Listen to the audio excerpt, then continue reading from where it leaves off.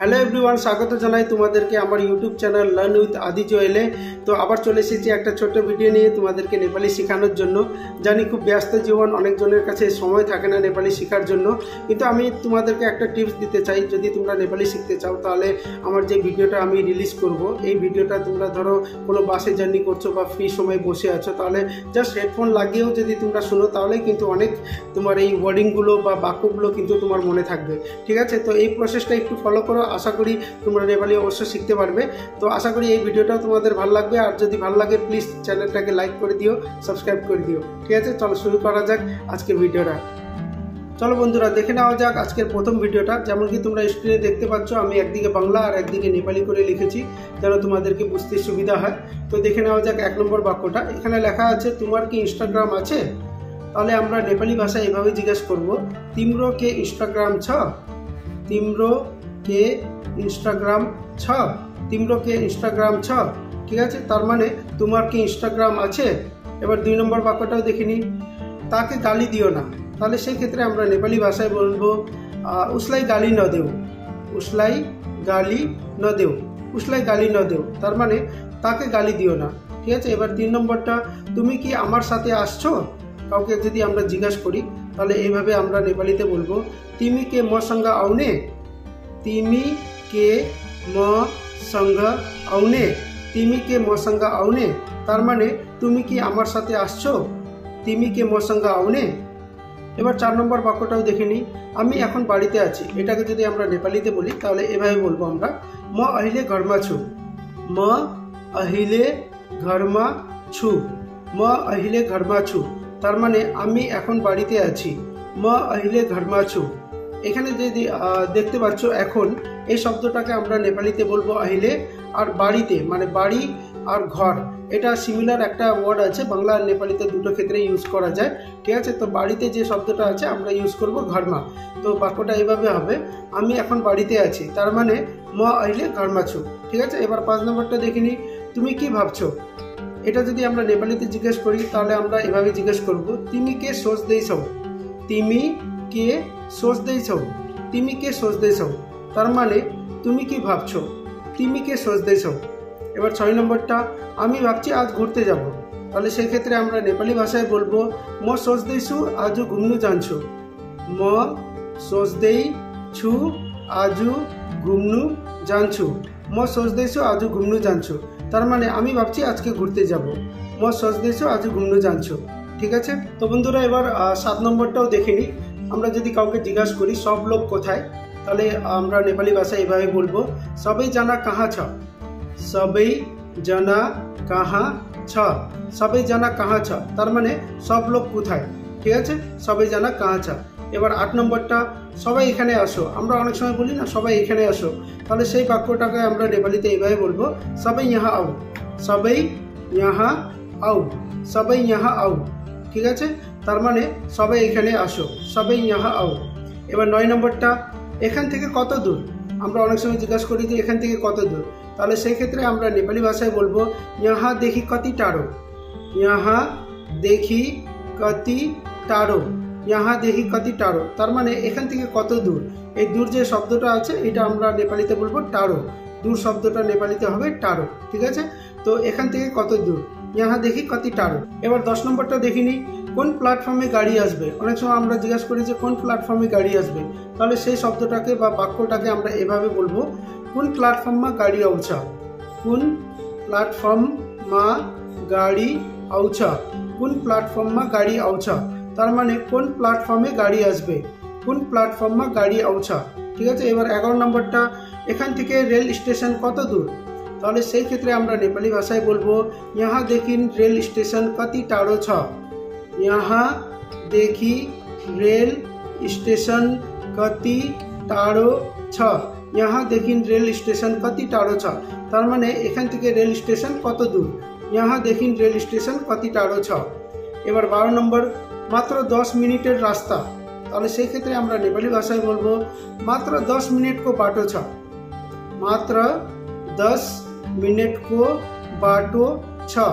मात्र 10 मिनट को बाटो छ, তার মানে মাত্র 10 মিনিটের রাস্তা। মাত্র 10 মিনিট को बाटो छ। তো এবার 13 নম্বরটাও দেখে নেওয়া যাক। আমি 5টার সময় দেখা করতে পারবো। তাহলে এই বাক্যটাকে আমরা নেপালি ভাষায় এভাবে বলবো, म 5 बजे भेट्नु सक्छु। म 5 बजे भेट्नु सक्छु। म 5 बजे भेट्नु सक्छु। তার মানে আমি 5টার সময় দেখা করতে পারবো।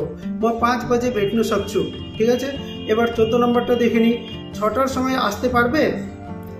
তাহলে এটা আমরা নেপালিতে এভাবে বলবো, 6 बजे आउनु सक्छौ। 6 बजे आउनु सक्छौ। 6 बजे आउनु सक्छौ। তার মানে 6টার সময় আসতে পারবে। 6 बजे आउनु सक्छौ। এবার 15 নম্বরটাও দেখে নিই, আমার আসতে একটু সময় লাগবে।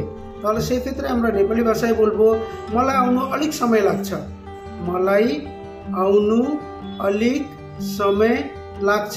मलाई आउनु अलिक समय लाग्छ। তার মানে আমার আসতে একটু সময় লাগবে। मलाई आउनु अलिक समय लाग्छ। এবার 16 নম্বরটাও দেখে নেওয়া যাক, আমি বুঝেছি। তাহলে সেক্ষেত্রে আমরা নেপালি ভাষা এভাবে বলবো, मैले बुझे। मैले बुझे। मैले बुझे। আমি বুঝেছি। তার মানে मैले बुझे। এবার 17 নম্বরটা, আমি বুঝতে পারিনি। ধরো কেউ যদি তোমাকে কিছু বলে তখন আমরা বলি না যে আমি বুঝতে পারিনি। তাহলে সেক্ষেত্রে আমরা নেপালি ভাষায় বলবো, मैले बुझ्न सकिनँ। मैले बुझ्न सकिनँ। मैले बुझ्न सकिनँ। তার মানে আমি বুঝতে পারিনি। मैले बुझ्न सकिनँ। এবার 18 নম্বরটা, তুমি কি ওটা আবার বলতে পারবে। তাহলে সেক্ষেত্রে আমরা নেপালি ভাষায় বলবো, तिमी के त्यो फेरि भन्न सक्छौ। तिमी के त्यो फेरि भन्न सक्छौ। तिमी के त्यो फेरि भन्न सक्छौ। তার মানে তুমি কি ওটা আবার বলতে পারবে। तिमी के त्यो फेरि भन्न सक्छौ। ঠিক আছে। এবার 19 নম্বরটাও দেখে নেওয়া যাক, আমি সব সময় তোমার পাশে থাকবো। ঠিক আছে। এই যে বাক্যটা আছে এটা আমরা ম্যাক্সিমাম ইউজ করে থাকি। ঠিক আছে। কপালের ক্ষেত্রে যে আমি তোমার পাশে সব সময় থাকবো, সেটা আমরা নেপালি ভাষায় এভাবে বলবো, म सधैँभरि तिम्रो साथमा रहनेछु। म सधैँभरि तिम्रो साथमा रहनेछु। म सधैँभरि तिम्रो साथमा रहनेछु। তার মানে আমি সব সময় তোমার পাশে থাকবো। म सधैँभरि तिम्रो साथमा रहनेछु। এবার 20 নম্বরটা দেখে নিই, তোমাকে ছেড়ে আমি থাকতে পারবো না। তাহলে এই ক্ষেত্রে আমরা নেপালি ভাষায় বলবো, तिमी बिना म बाँच्न सक्दिनँ। तिमी बिना म बाँच्न सक्दिनँ। तिमी बिना म बाँच्न सक्दिनँ। তার মানে তোমাকে ছেড়ে আমি থাকতে পারবো না। तिमी बिना म बाँच्न सक्दिनँ। এবার 21 নম্বরটাও দেখে নিই, আমার সাথে বিয়ে করবে। তাহলে সেই ক্ষেত্রে আমরা নেপালি ভাষায় বলবো, मसँग विवाह गर्ने। मसँग विवाह गर्ने। मसँग विवाह गर्ने। এই বিবাহ যে শব্দটা আছে এটা আপনি বিহে শব্দটাও ইউজ করতে পারবেন। একই ব্যাপার, বিবাহ আর বিহে একই ব্যাপার আছে। তো এইভাবেও আপনি বলতে পারবেন, मसँग বিহে गर्ने। मसँग বিহে गर्ने। তার মানে এটাই হবে, আমার সাথে বিয়ে করবে। ঠিক আছে। চলো এবার 22 নম্বরটা দেখিনি, বলুন আমি কি করতে পারি। অনেক সময় আমরা বলি যে বলুন আমি কি করতে পারি। তাহলে সেই ক্ষেত্রে আমরা নেপালি ভাষায় বলবো, भन्नुहोस् म के गर्न सक्छु। भन्नुहोस् म के गर्नु सक्छु। भन्नुहोस् म के गर्नु सक्छु। তার মানে বলুন আমি কি করতে পারি। भन्नुहोस् म के गर्नु सक्छु। এবার 23 নম্বরটা দেখিনি, ওর কি গাড়ি আছে। তাহলে সেই ক্ষেত্রে আমরা নেপালি ভাষায় বলবো, उसको के गाडी छ। उसको के गाडी छ। उसको के गाडी छ। ওর কি গাড়ি আছে। उसको के गाडी छ। ঠিক আছে। এবার 24 নম্বরটা, কে আসছে। অনেক সময় আমরা জিজ্ঞাসা করি যে কে আসছে। সেই ক্ষেত্রে আমরা নেপালি ভাষায় বলবো, को आउँदैछ। को आउँदैछ। को आउँदैछ। তার মানে কে আসছে। को आउँदैछ। ঠিক আছে।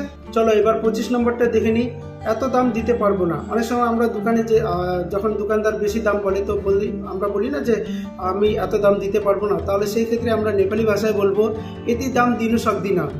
यति दाम दिनु सक्दिनँ।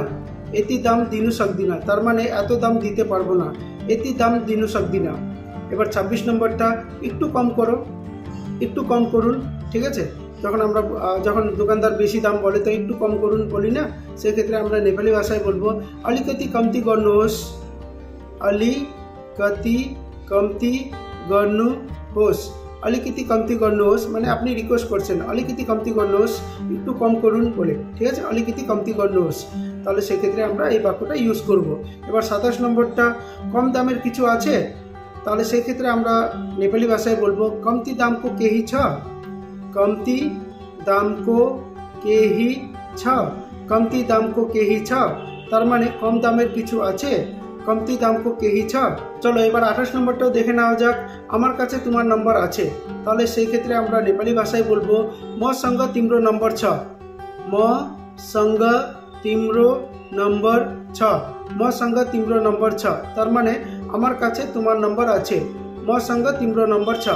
এবার 29 নম্বরটা, আমি সকালে ফ্রি থাকবো, তাহলে সেক্ষেত্রে আমরা নেপালি ভাষায় বলবো म बिहान फ्री हुन्छु, म बिहान फ्री हुन्छु, म बिहान फ्री हुन्छु, তার মানে আমি সকালে ফ্রি থাকবো, म बिहान फ्री हुन्छु।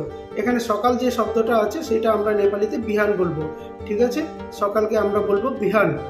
এবার 30 নম্বরটা দেখে নিই, সকালে অফিস থাকে আমার, তাহলে সেক্ষেত্রে আমরা নেপালি ভাষায় বলবো বিহান অফিস हुन्छ मेरो, বিহান অফিস हुन्छ मेरो, বিহান অফিস हुन्छ मेरो, ঠিক আছে, তার মানে সকালে অফিস থাকে আমার, বিহান অফিস हुन्छ मेरो, ঠিক আছে। তো বন্ধুরা, এটা ছিল কিছু নেপালি বাক্য, আর যারা নেপালি শিখতে চাচ্ছ তাদের জন্য আশা করি কিছুটা হলে হেল্প করবে আমার এই চ্যানেলের মাধ্যমে। তো চ্যানেলটাকে যদি ভালো লেগে থাকে প্লিজ চ্যানেলটাকে লাইক করে দাও, সাবস্ক্রাইব করে দাও, যেন তোমাদের জন্য আবার ফিউচারে আরও ভালো ভালো বাক্য আমি নিয়ে আসতে পারি নেপালিতে, ঠিক আছে। তো আজকের জন্য এখানে রাখছি, ভালো থাকো, সুস্থ থাকো, আবার দেখা হবে আমাদের নেক্সট ভিডিওতে।